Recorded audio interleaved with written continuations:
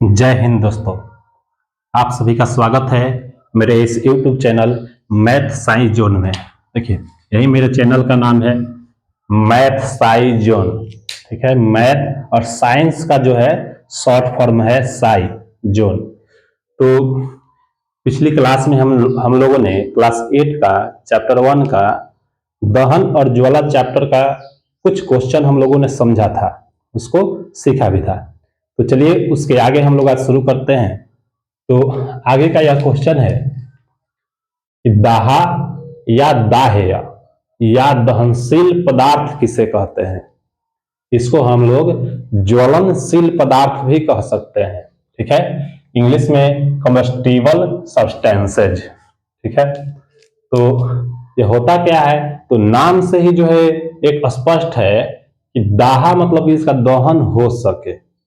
दहनशील पदार्थ जो दहन हो सके, यानी दहन का मतलब जो जल सकता है। ठीक है, इसका परिभाषा हो जाएगा वे पदार्थ जो जलता है उससे दाह्य पदार्थ कहते हैं, या दहनशील पदार्थ कहते हैं, या दाह पदार्थ कहते हैं, या ज्वलनशील पदार्थ कहते हैं। इसका 4 नाम है। ठीक है, 3 नाम हम लिख दिए हैं और चौथा नाम है ज्वलनशील पदार्थ।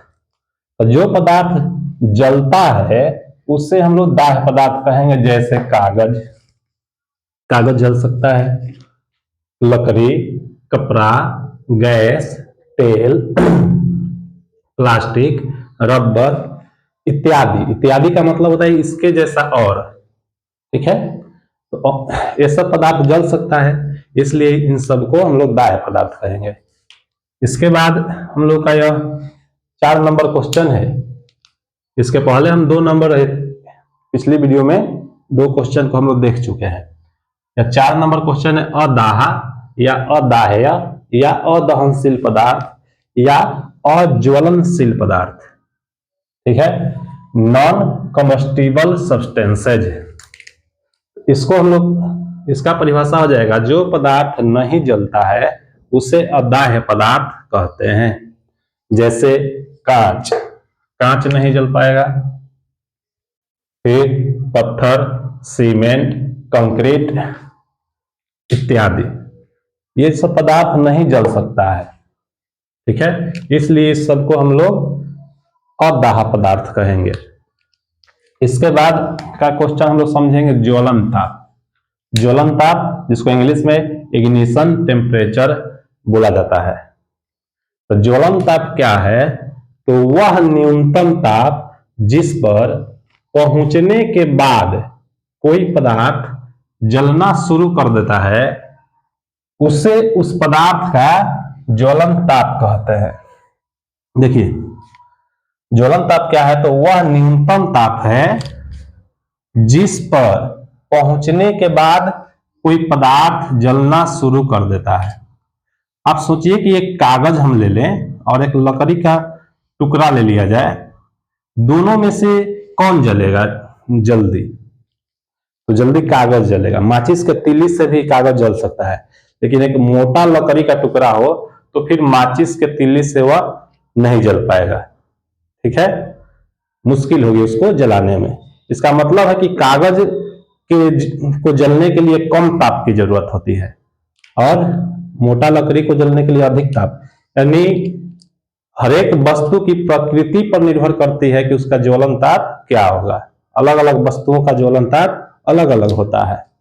तो कोई वस्तु जिस न्यूनतम ताप पर पहुंचने के बाद जलना शुरू कर देता है उस ताप को, उस वस्तु का हम लोग ज्वलन ताप कहते हैं।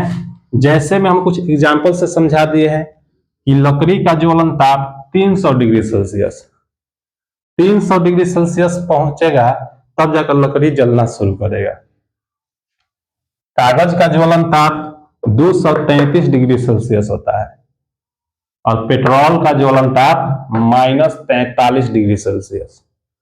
यानी यह खुला में भी माइनस में भी रहेगा तो जल जाएगा। ठीक है, इसके बाद हम लोग दहन के लिए आवश्यक शर्तें। इसका मतलब है कि किसी पदार्थ को जलने के लिए क्या क्या आवश्यक है।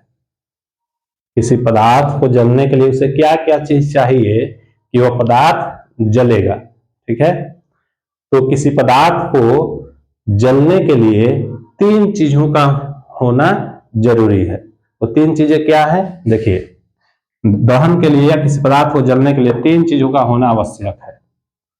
ठीक है, पहला है ज्वलनशील या दहनशील पदार्थ का होना।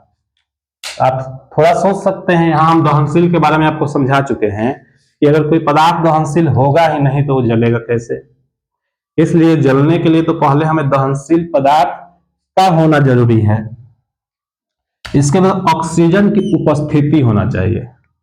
ऑक्सीजन रहेगा तभी जाकर वह जल पाएगा। पिछले वीडियो में हमने समझाया था कि ऑक्सीजन की सहायता से पदार्थ जलता है, ऑक्सीजन क्यों जरूरी है, ठीक है, जलने के लिए, यह हमने समझा दिया था। तो ऑक्सीजन की उपस्थिति होना जरूरी है। और तीसरा, ज्वलन ताप की प्राप्ति होनी चाहिए। मान लीजिए कोई किसी पदार्थ है, जैसे लकड़ी का ही ज्वलन ताप 300 डिग्री सेल्सियस है। अगर आप 200 डिग्री सेल्सियस 100 डिग्री सेल्सियस दीजिएगा तो वो जलेगा, उस समय नहीं जलेगा। जब तक उसको 300 डिग्री सेल्सियस प्राप्त नहीं हो जाए, 300 डिग्री सेल्सियस पर वह पहुंच नहीं जाएगा ताप, तब तक लकड़ी नहीं जलेगा। यानी किसी पदार्थ को जलने के लिए उसका ज्वलन ताप की उसको प्राप्ति हो जानी चाहिए, तब जाकर वह जलेगा। तो हम लोग समझ गए कि किसी भी पदार्थ को जलने के लिए 3 चीजों की जरूरत है। बहुत ही इंपॉर्टेंट क्वेश्चन है ये सभी। तो चलिए, आज की क्लास के लिए इतना ही काफी है। आप इसको जो है समझिए, ज्यादा हम नहीं दे रहे हैं कि आपको बर्डन कम पड़े। तो यदि मेरा यह क्लास आपको अच्छा लग रहा है, इसको लाइक शेयर सब्सक्राइब जरूर कीजिए। जय हिंद, जय भारत।